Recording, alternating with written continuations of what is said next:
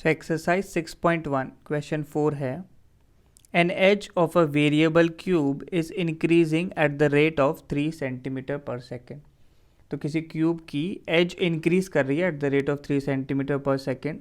How fast is the volume of the cube increasing when the edge is 10 centimetre long. तो सबसे पहले मैं assume कर लेता हूँ let the edge of the cube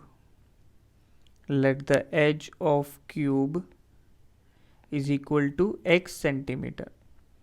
तो क्यूब की लेंथ को हमने x सेंटीमीटर मान लिया है और हमें गिवन है कि वेरिएबल क्यूब की जो एज है इंक्रीज कर रही है at the rate of 3 centimetre per second, यानी rate of change of cube की अगर बात करें तो रेट ऑफ चेंज का मतलब हो गया derivative with respect to time.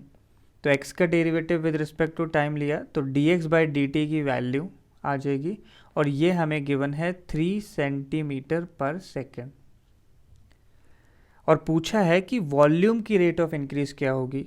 तो एज अगर हमें x सेंटीमीटर गिवन है तो अगर मैं वॉल्यूम लिखूं, वॉल्यूम को कैपिटल V मान लेते हैं, तो V की वैल्यू क्या आ जाएगी x क्यूब। तो अब अगर हम निकालना चाहे rate of increase of volume तो इसका डेरिवेटिव लेना होगा विद रिस्पेक्ट टू टाइम।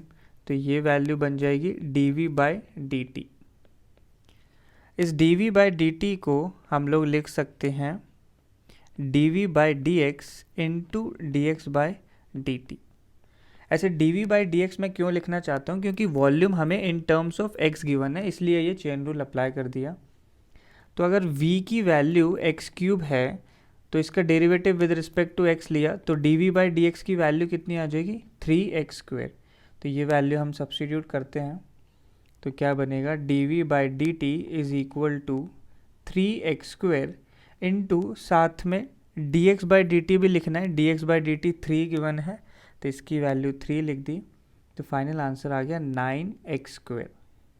इसकी यूनिट लिख लेते हैं। तो ऊपर वॉल्यूम है, वॉल्यूम की यूनिट क्या हो जाएगी, यहाँ पे हमें सब कुछ सेंटीमीटर के टर्म्स में दिया हुआ है तो सेंटीमीटर क्यूब अपॉन dt की यूनिट कितनी हो जाएगी सेकेंड। तो सेंटीमीटर क्यूब पर सेकेंड में आ गया। फिर हमसे पूछा है rate of increase of volume when x is equal to 10 centimetre या एज लेंथ 10 सेंटीमीटर है। तो x की वैल्यू को 10 सब्स्टिट्यूट करके dv/dt क्या बन जाएगा 9 इंटू 10²। तो ये वैल्यू हो गई 900 सेंटीमीटर क्यूब पर सेकेंड।